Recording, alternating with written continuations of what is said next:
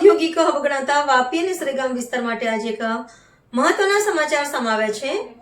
જિલ્લામાં કાયદો વ્યવસ્થા અને ટ્રાફિકની સ્થિતિને વધુ સુદૃઢ બનાવવાના આશય સાથે રાજ્યના નાણામંત્રી કનુભાઈ દેસાઈના હસ્તે બે નવા પોલીસ સ્ટેશનની ઇમારતનું લોકાર્પણ કરવામાં આવ્યું છે। શહેર અને આસપાસના ઔદ્યોગિક વિસ્તારોમાં દરરોજ લાખોની સંખ્યામાં લોકોની અવરજવર રહેતી હોય છે, જેના કારણે ટ્રાફિકની સમસ્યા લાંબા સમયથી માથાના દુખાવા સમાન બની હતી। આ સમસ્યાના કાયમી ઉકેલ માટે લાંબા સમયથી જેની રાહ જોવાતી હતી તે વાપી ટ્રાફિક પોલીસ સ્ટેશન હવે કાર્યરત થઈ ગયું છે।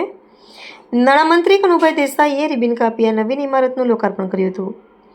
સાથે જ ઉમરગામ તાલુકાના સરીગામ જીઆઈડીસી વિસ્તારમાં પણ નવા સરીગામ પોલીસના સ્ટેશનનું લોકાર્પણ કરવામાં આવ્યું છે। આ નવા પોલીસ સ્ટેશનથી સ્થાનિક ઉદ્યોગકારોને શ્રમિકોની સુરક્ષામાં વધારો થયો છે અને ગુનાખોરી ડામવામાં પોલીસને મોટી સફળતા મળશે।